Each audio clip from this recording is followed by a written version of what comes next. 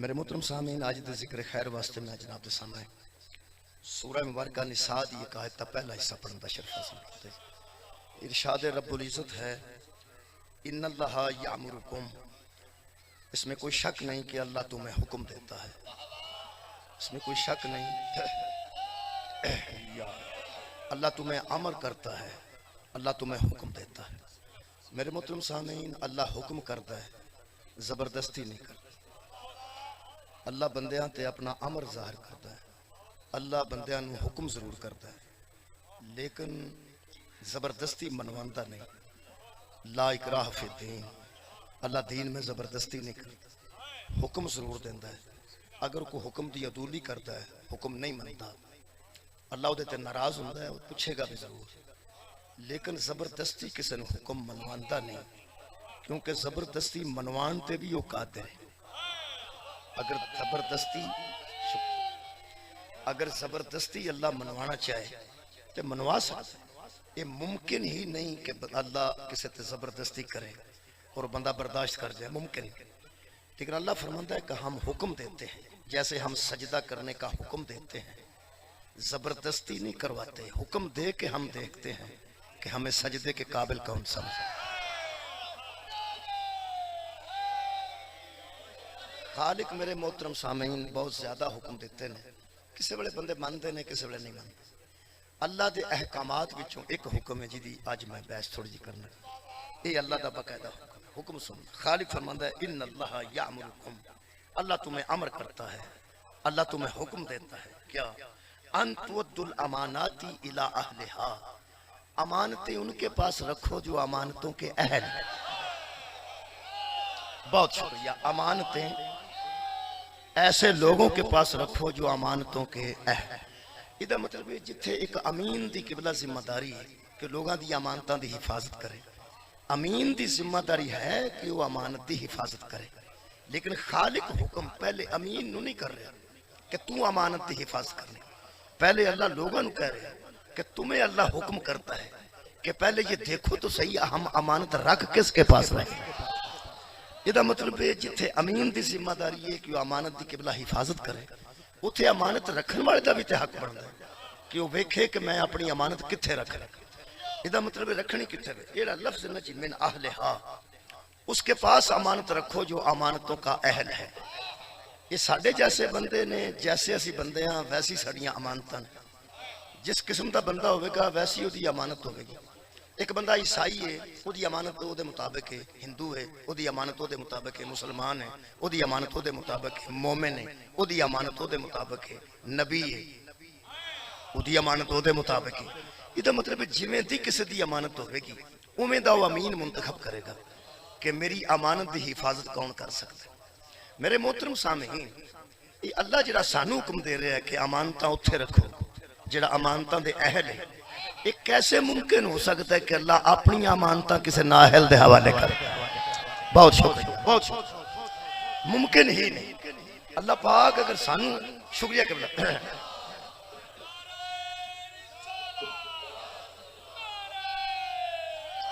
مولا جی تانوں جزائے خیر، بہت شکریہ، تساں اتنی توجہ فرمائی۔ جڑا اللہ سانو حکم دیندا ہے کہ اپنی امانتاں ایسے جگہ تے رکھو جڑا امانت دے اہل ہے، یقیناً اللہ بھی تے اپنی امانت اوتھے رکھے گا جڑا اہل ہوئے گا۔ یہ مطلب ہے جہدے کول اسی امانت رکھاں گے وہ ساڈی نظر دا امین ہوئے گا، جہدے کول اللہ امانت رکھے گا وہ اللہ دی نظر دا امین۔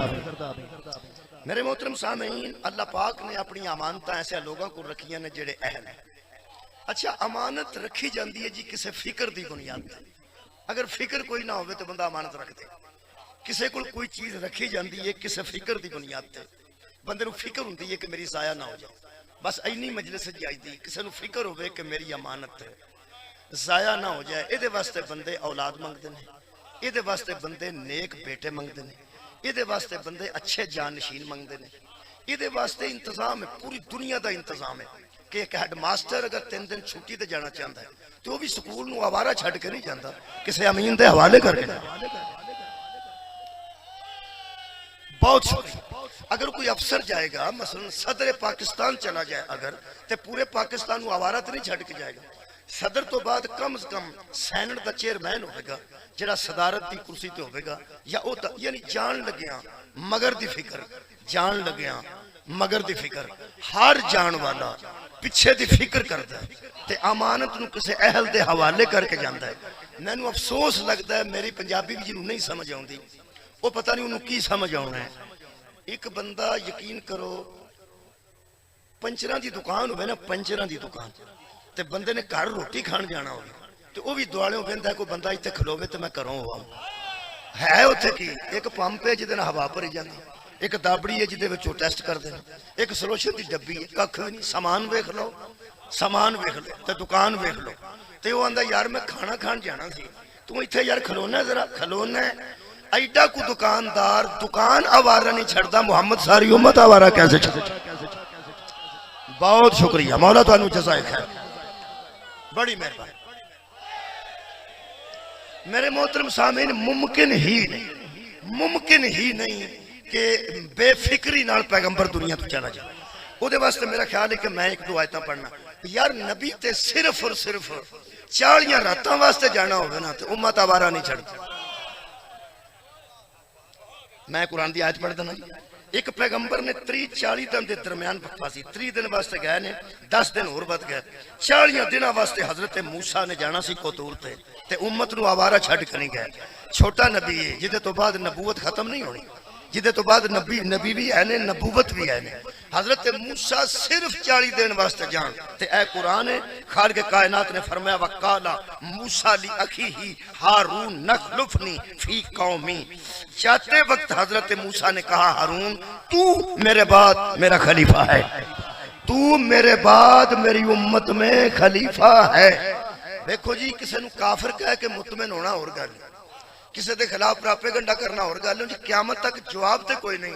میں گردن کٹا دیاں گا جی حضرت موسیٰ جان لگے ہاں، جان نشینی امت دے حوالے کر کے گئے۔ حضرت موسیٰ علیہ السلام جان لگے ہاں، شکریہ جی، کسے صلاح تے گل پا کے گئے ہوں، صلاح تے نہیں پا کے گئے۔ نخلفنی فی قومی، تو میری قوم میں میرا خلیفہ ہے، اے ہارون تو میری قوم میں میرا خلیفہ ہے۔ یہ دا مطلب ہے گئے بعد اچنے خلیفہ پہلے بنا کے گئے، گئے بعد اچنے خلیفہ پہلے بنا کے گئے۔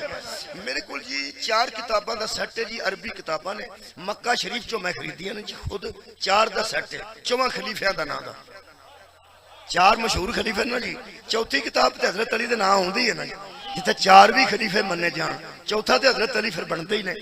پھر 4 کتاباں میں خریدی نے، چوتھی کتاب دا ترجمہ میں کیتا ہے، کچھ علماء کو کروایا ہے۔ او دے بچے ایک حدیث ہونا بڑی پیٹنٹ لکھی ہے حضرت علی واسطے، وہ فرماتے ہیں کوئی شک نہیں کہ نبی کہہ کے گئے تھے یا علی تو مجھ سے وہی نسبت رکھتا ہے جو ہارون کو موسیٰ سے تھی۔ بہت شکریہ بیٹا، عرب چی چھپی قبلہ، بہت شکریہ۔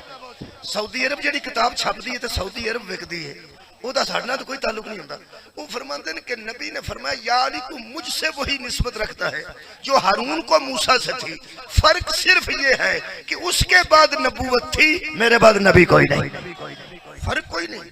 یہ دا مطلب ہے ایک جملہ لکھا ہے دیوبندی عالم دین نے، اینا زی میں لطف آیا ہے، اے قرآن دی سائٹ تے لکھے، اے قرآن وہ ارشاد فرماتے ہیں کہ حضرت ہارون علیہ السلام اور ان کی اولاد حضرت موسیٰ کی امت میں امام تھے۔ حضرت ہارون اور ہارون کی اولاد حضرت موسیٰ کی امت میں امام تھے۔ حضرت ہارون اور حضرت ہارون کی اولاد حضرت موسیٰ کی امت میں امام تھے۔ اگر موسیٰ کو نسبت مصطفیٰ سے ہے، حیدر کو نسبت ہارون سے ہے، تیرا مطلب ہے ایک جملہ انہاں لکھے ہے قرآن دے اٹھے، ایک میں قرآن تے ہاتھ رکھ کے میں بھی آخریا کچھ، وہ فرماتے ہیں حضرت ہارون اور ہارون کی اولاد موسیٰ کی امت کے امام تھے۔ یہ مطلب ہے ہن میں نے بھی اجازت کہ میں آکھاں اگر یہ نسبت حدیث سے دی گئی ہے موسیٰ اور ہارون، مصطفیٰ اور علی سے، تو جس طرح موسیٰ کے بعد ہارون اور ہارون کی اولاد کے علاوہ موسیٰ کی امت کا امام کوئی نہیں، محمد کی امت کے امام علی اور علی کے بیٹوں کے علاوہ ہے۔ مہربانی جی، شکریہ۔